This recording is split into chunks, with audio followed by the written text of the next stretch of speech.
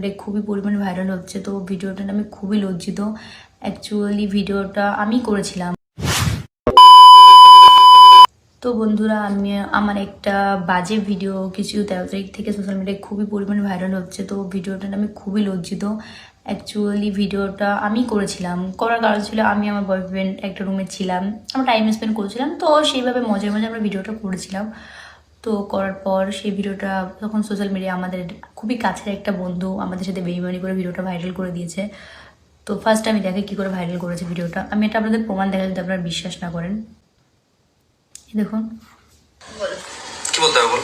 যে আমার আর শফিকের যদি ভিডিও যদি পোস্ট হ্যাঁ, তোর শফিকের ভিডিও যদি আমার ফোন থেকে যদি পোস্ট হয় বা আমি যদি পোস্ট করি, এই ভিডিও তোমার চ্যানেল কারো কাছে নেই। হ্যাঁ, আমার কাছে শফিকের কোনো নেই, আর কথা তাহলে তুমি তোমার ফোন থেকে এডিট করে দিবা। হ্যাঁ হ্যাঁ হ্যাঁ তাহলে ভিডিও তো বলো যে আমার ভিডিওটা করার পরে তুমি এডিট করবা। হ্যাঁ, তোমার ভিডিও করার পরে সব ডিলিট করে দেবো। হ্যাঁ, তো এডিট করবো মানে তোমার কোনো জিম্মেদারি নেই, টোটাল জিম্মেদারি আমার। হ্যাঁ। তাই তো? তাহলে এই ভিডিও যদি পোস্ট হয় তার জন্য দায়ী আমি রুবেল, আমি বলে দিলাম। আচ্ছা, তো এই হচ্ছে রুবেল। এই রুবেল আমাদের খুব কাছের বন্ধু ছিল যে ভিডিওটা নিয়ে সোশ্যাল মিডিয়ায় পোস্ট করেছিল। তো আমি তার বিরুদ্ধে কালকে সাইবার ক্রাইমে কেস করে এসেছি অলরেডি। আর এনাদের সঙ্গে আরও 2 না 3 জন জড়িত ছিল, তাদের বিরুদ্ধে আমি কেস করে এসেছি। তো কেস করে আসলে তারা আইনের জায়গাটা নিচ্ছে। তো আমি তারপরও বলছি যে ভিডিওটার জন্য আমি অনেকই দুঃখিত। কিন্তু ভিডিওটা যেহেতু আমার মান সম্মান বা আমার ইজ্জত নিয়ে খেলা হয়েছে, সেহেতু ছেলেটাকে তো আমি ছাড়বই না। ছেলেটাকে নিয়ে আমি কালকে আবার যাব ওদের যে বাড়ি, যেখানে ওই থানায় একটা ওর ভিতরে একটা কেস করতে। আর এই ভিডিও নিয়ে আমার এসপির কাছে যেতে, আমি এসপির কাছেও যাব, যাতে আমার যেহেতু ইজ্জত নিয়ে মানে সোশ্যাল মিডিয়ায় খেলা হয়েছে, সেহেতু ওকে আমি ছাড়বো না। তো আমার যতদূর অবধি যেতে হয় আমি যাব। আর তারপরে একটা কথা আমি বলেছি, আমি আপনারা যদি বলেন যে ওই ভিডিওটা ওদের, আর সব থেকে বড় কথা, ভিডিওটা ওদের বাড়িতেই করা হয়েছিল। ওদের বাড়ি, ওই ভিডিওটা ওদের বাড়িতে, আমি ওদের বাড়িতে থাকতাম, আমরা ভিডিও করতাম একসঙ্গে, আমি, ও, শফিক, সবাই আমরা একসঙ্গে ভিডিও করতাম। তো ভিডিওটা ওদের বাড়িতেই করা হয়েছে।